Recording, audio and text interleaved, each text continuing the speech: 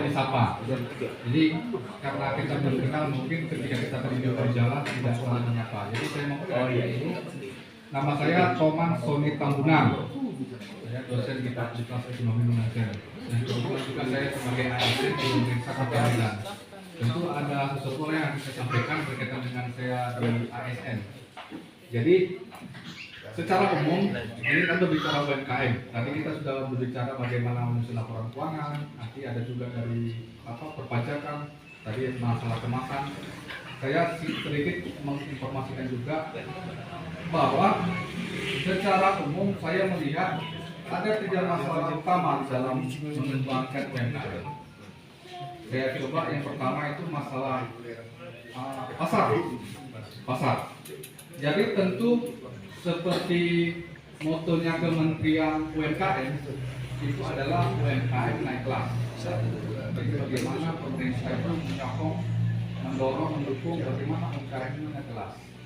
Tentu berkaitan dengan akses pasar. Tentu yang terjadi selama ini adalah UMKM kita ini hanya berkecimpung di sekitar pasar lokal, pasar daerah. Kan begitu Bapak Ibu ya? Ya tentu bagaimana mereka menggunakan cara strategi untuk memasarkannya. Ada yang secara konvensional, ada melalui media sosial yang terjadi saat ini seperti Facebook. Tetapi harapannya bagaimana UMKM itu bisa naik kelas? Tentu ada dukungan dari pemerintah. Kan begitu ya Bapak Ibu ya? Seperti yang dilakukan oleh Dinas Koperasi UMKM, Dinas Pariwisata tetap mendukung bagaimana UMKM di Samosir mau naik kelas. Tetapi berkaitan dengan yang kedua, faktor yang kedua. Tadi akses pasar yang pertama, yang kedua akses informasi. Tentu UMKM di daerah ini ingin mau naik kelas, tetapi tidak tahu informasi bagaimana dia bisa naik kelas.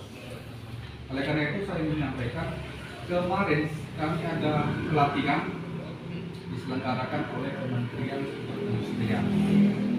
Salah satu syarat yang harus dipenuhi oleh UMKM untuk bisa bergandengan, untuk bisa dirangkul oleh pemerintah adalah bahwa UMKM itu harus tersertifikasi produk dalam negeri.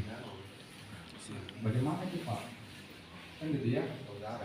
Jadi supaya pemerintah Kabupaten Samosir ini bisa menggandeng Ibu untuk menggunakan produk-produk Ibu UMKM, ya kan seperti catering contoh gitu ya, yang selama ini karena kita kenal kepala dinas, Pak itu bilang catering saya lah pakai Pak, kan gitu ya, kan gitu ya.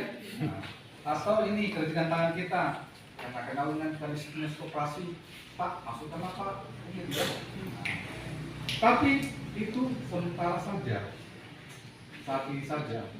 Jadi ada nanti peraturan terbaru, nanti boleh diskusi nanti saya penawarnya karena baru terbit tahun 2022 dari Kementerian Perindustrian bahwa UMKM itu harus memiliki sertifikasi produk dalam negeri. Bagaimana caranya Pak? Kita harus daftarkan kelompok UMKM kita, produk kita. Lalu untuk bisa mendaftarkan ke webnya itu harus ada nilai-nilai yang harus kita isi. Itu banyak formnya, formulirnya.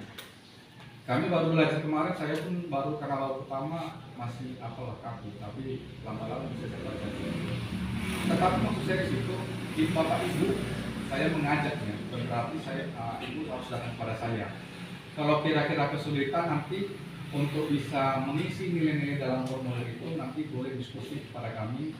Kebetulan karena saya tim dari penilaian di Kota Medan, tentu untuk bisa mengisi nilai itu saya bisa mendampingi. Mungkin saja di Kabupaten Samosir belum tersosialisasi ini, dan kedepannya ini sudah diterapkan sehingga pemerintah kota, pemerintah provinsi, pemerintah kabupaten kalau mau menggandeng UMKM itu harus tersertifikasi. Benar kata-kata Bapak tadi, harus ada legalitas, nomor izin usaha itu harus terdaftar BPOM, harus terdaftar yang kesehatan, itu hanya persyaratan umum, tetapi harus tersertifikasi produk dalam negeri. Itu dia. Jadi mungkin saja tidak belum tersosialisasi di sini. Kalaupun nanti sudah tercover itu nanti harus patuh gitu terhadap itu, maka harus dilakukan itu. Maksud saya nanti boleh kita diskusi lebih lanjut kepada Bapak Ibu. Bapak Ibu, kami terbuka dari tim Nomensen untuk membantu bagaimana untuk menyusun nilai-nilai pada formulir itu nantinya. Karena itu kan nanti formulir itu yang akan kita upload di dengan Kementerian, sehingga Bapak Ibu nanti memperoleh sertifikasi produk dalam negeri. Ini terkait dengan Kementerian UMKM, sehingga bisa menyokong UMKM yang kelas. Kira-kira begitu. Saya hanya menyampaikan itu, mungkin saja dari Bapak Ibu dosen di sini belum tercover untuk sosialisasi tadi, karena saya pernah berkecimpung di pemerintah sehingga saya dapat informasinya, sehingga saya sampaikan itu kepada Bapak Ibu. Apabila nanti itu sudah mulai diterapkan, sudah patut diterapkan, sehingga nanti benar kata Pak Tambungan kemarin yang dari Mention sudah diterapkan ternyata sertifikasi produk dalam negeri yang dikeluarkan dari Kementerian Perindustrian. Itu masalah akses pasar, akses informasi. Dan terakhir saya hanya menyebut masalah UMKM adalah jiwa kewirausahaan. Tadi Bapak Ibu tadi sudah menyampaikan yang paling penting jiwa kewirausahaan itu adalah kreativitas dan inovasi. Kreatif itu adalah mengembangkan sesuatu yang baru. Jadi kemasan tadi apa kira-kira yang sudah ada, yang belum ada harus kita tambahkan. Lalu inovasi, membuat sesuatu yang baru. Kira-kira ada nggak yang belum dibuat oleh orang lain? Dari keunikannya, dari manfaatnya, tentu itu akan menjadi nilai tambah bagi kita. Inovasi namanya. Itulah yang terjadi masalah UMKM, kurangnya kreativitas, tidak adanya inovasi. Oleh karena itu saya mengajak kepada Bapak Ibu supaya memiliki jiwa kewirausahaan tadi. Kira-kira itu saja singkat dari saya, hanya sebentar saja. Yang terpenting tadi hanya menyampaikan masalah sertifikasi produk dalam negeri, sehingga nanti ketika nanti diterapkan Bapak Ibu sudah mengetahui itu. Demikian saya kembalikan kepada Bapak Ibu. Terima kasih Bapak Ibu ya. Terima kasih Pak.